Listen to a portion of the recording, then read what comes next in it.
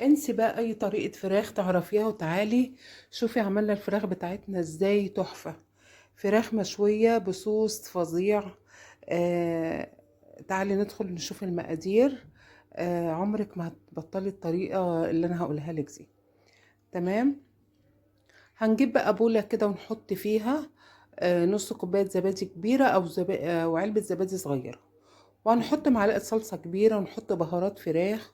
وهحط بابريكا وكيس مرقة فورية وشوية زيت. ممكن تستغني عن الزيت. تمام. لسه في توابل تانية هحطها. نحط اللايك للفيديو ونعمل اكسبلور.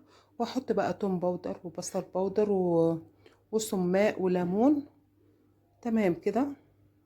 عايزه اقولك الفراخ طالعه مستويه وقطعه توم فريش مستويه وما فيهاش اي ريحه زفاره لان انا غسلاها كويس ولازم تصفيها كويس.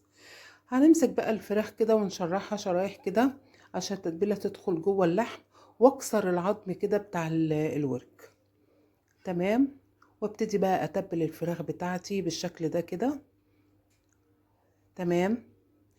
تتبيله ريحتها مش قادره اقول لكم الصراحه، يعني المفروض يعملوا صوره بالريحه. تمام. ممكن برضو اشرح الفراخ ايه من جوه.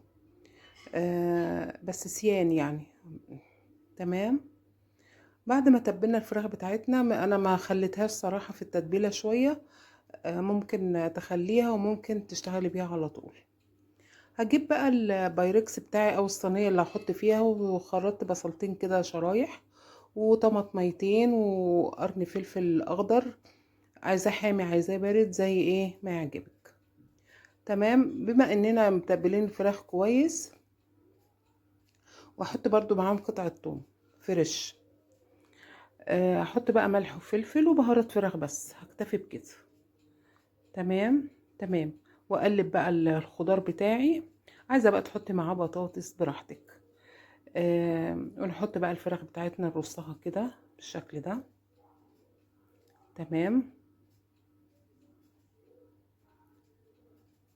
اللي ناس اللايك يحط اللايك. ومن الجنب كده احط ايه شقشاق ميه مش كتير. عايزه تسيبيها تنزل ميتها منها فيها او ممكن عايزه صوص اكتر ممكن تحط شويه الميه دول. احط بقى ايه ورقه زبده مبلوله كده ومعصوره عشان ما تلزقش. وعليها ورقه سيلفر. وادخلها الفرن على الرف الوسطاني. لو في شوايه تولعي في الاخر كده الشوايه. عايزه اقول لكم الفراخ مستويه ودايبه وريحتها وطعمها فظيع. لايك كتير للفيديو وشير.